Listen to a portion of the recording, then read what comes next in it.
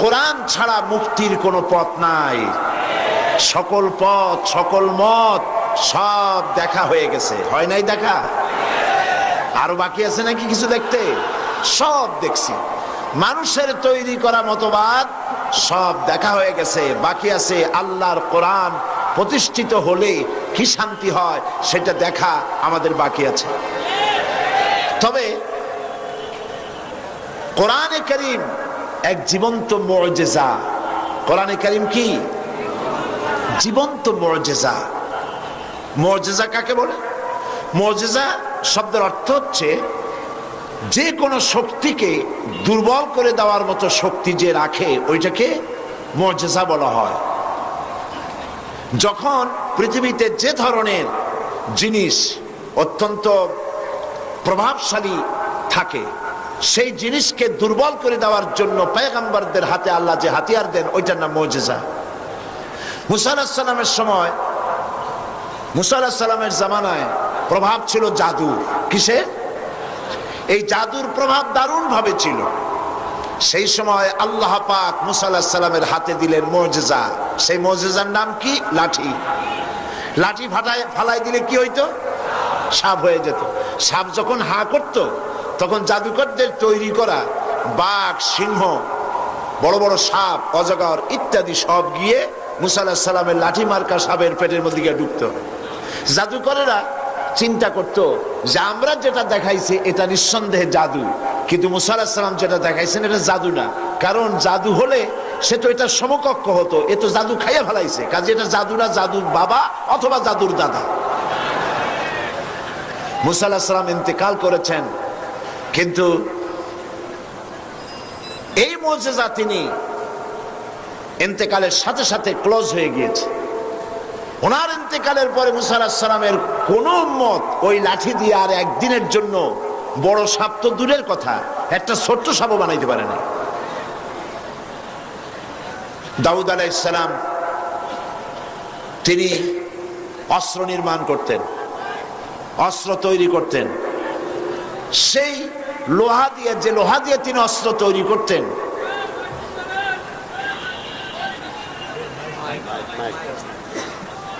মাইকের অপারেটর তিনি খবর রাখুন, পাবেন, আপনারা পাবেন।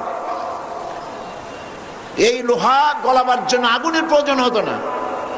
তিনি লোহা হাতের মুঠায় ধরে চাপ দিলে লোহা পানি হয়ে আঙ্গুলের ফাঁক দিয়ে পড়ে যেত।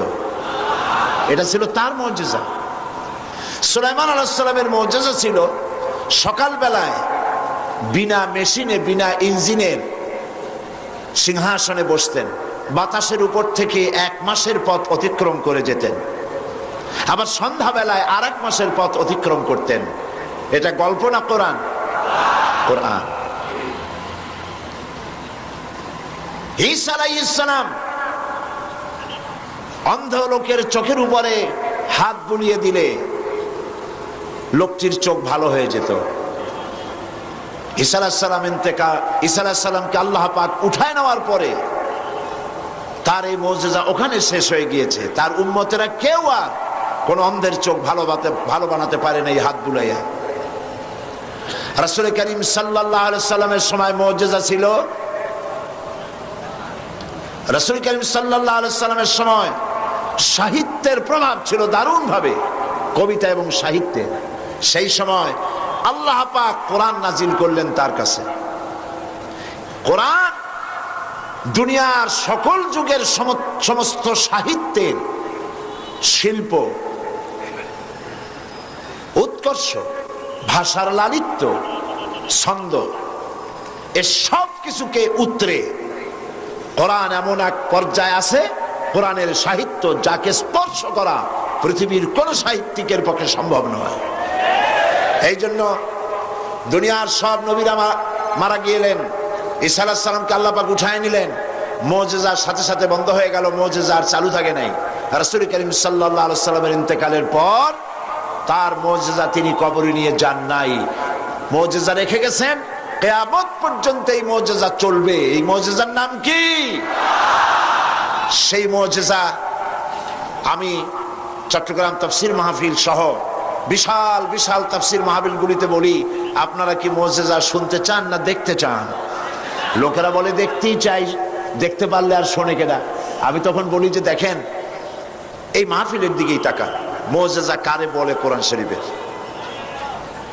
এই বিশাল পল্টন মাঠের দিকে তাকান, আর একটু পরে এর আশেপাশেও জায়গা থাকবে না ইনশাআল্লাহ। যে কোনো রাজনৈতিক দল এরকম একটা সমাবেশ করতে হলে 1 মাস আগের থেকে পত্র পত্রিকা, মিছিল, পথসভা, সমাবেশ, তারপরে চতুর্দিকে বাস দিয়ে, গাড়ি দিয়ে লক্ষ লক্ষ টাকা খরচ করে মানুষ আনতে হবে, ঠিক কিনা? তারপরেও এইরকম জান্নাতের পরিবেশ হবে না। যা দাঁড়ানো তার থেকে, যা বসা তার থেকে দাঁড়ানো বেশি। চতুর্দিকে পুলিশ, বিডিআর, স্বেচ্ছাসেবক, হাতে ধরি পায়ে ধরি, বসেন বসেন, কথা কইেন না। কে কার কথা শোনে? সিনেবাদাম চাবায়, শুনতে ইচ্ছা হলে শোনে, না হয় আরেক দিকে তাকায় থাকে। কিন্তু দেখুন তো, মাত্র 2-3টা পত্রিকায় বিজ্ঞাপন দেওয়ার সময় পেয়েছে ইসলামী পাঠাগার। পোস্টার নাই, হ্যান্ডবিল নাই, ব্যানার নাই, প্রচার নাই। আল্লাহ রাব্বুল আলামিন তার কোরআনের পাগল, কোরআনের প্রেমিক গোলামদেরকে হাজির করে দিয়েছেন। এটাই কোরআনের মুজিজা। এইটা হলো কোরআনের মুজিজা।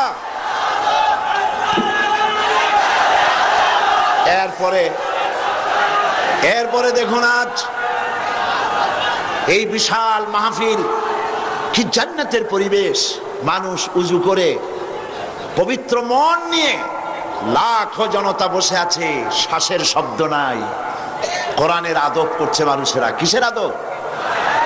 আমি সব জায়গায় বলি, আপনারা বিশ্বাস করুন, এই লোকেদের ঢল, মানুষের উত্তাল ঢেউ, এর আকর্ষণ আল্লাহর কসম সাইদি নয়, এর একমাত্র আকর্ষণ আল্লাহর কোরআন।